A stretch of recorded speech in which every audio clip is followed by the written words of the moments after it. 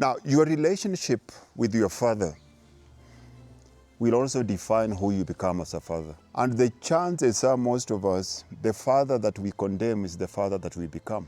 Most of us will complain how bad our fathers are. But when we look at our lives, we become exactly him.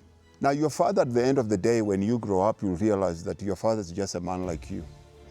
And when your father hated you, you'll realize he was your age. He didn't know, just the same way you don't know. Now, how do we go past it? Because your character is entrenched in your concept of fatherhood. A man can never be who is never seen. Your father is a mirror. And a mirror will only reflect the image that it catches. Now, the unfortunate thing is most of us as men, black men, we have a definition of fatherhood and manhood that comes from our grandfathers. But unfortunately, times have changed. If you look in that mirror, and it can only catch and reflect the image of whoever is around it, chances are that mirror keeps on reflecting your mother. Chances are that mirror keeps on reflecting your grandmother. Chances are that mirror keeps on reflecting your female teacher.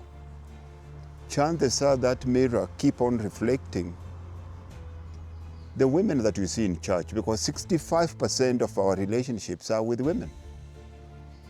Now, how do you make sure that you don't end up being a woman and you're demanding people around you to become men? What is the definition of a good man?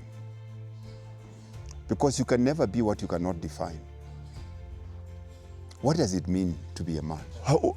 We have to define. You can never become what you cannot define. This is the biggest problem we have as black people. We want so many things that we cannot define. Now, when we're defining, what does it mean to be a good man? Let's share some qualities. Give me one quality of a good man. The qualities on the list are integrity, understanding.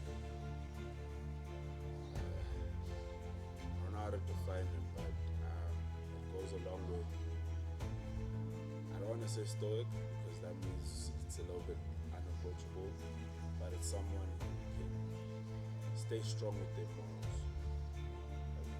Good character, I believe. That's the best way I can describe it. That's what I want to show. I think the good values of a man, you have to stick to your values, respect your values, and set an example for whoever is watching, because there are some things that you do you never know before watching. So being a man, it's leading by example. Wherever you go, in whatever you do, you have to be committed and respect what you do and gain respect from other people. So one of the things I need us to do here is we need context. Context is important in every decision that you make. If you read in the news that I killed someone, does that make me a murderer? Why not? Why? But I killed someone. Okay? You said something? Say again? It's the news saying that it's not the law. Yeah. But what's the context, right?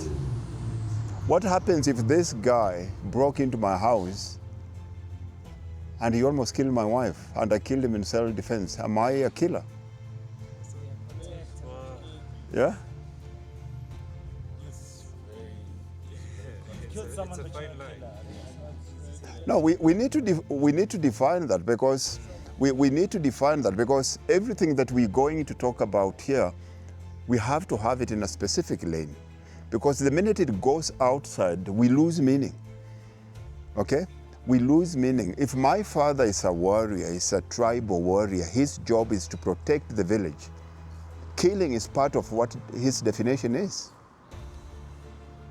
So it's not easy for my father to smile, but it's easy for my father to kill. Because for him, that's what manhood is. Now, we need to define context. Our fathers was much easier for them to become men.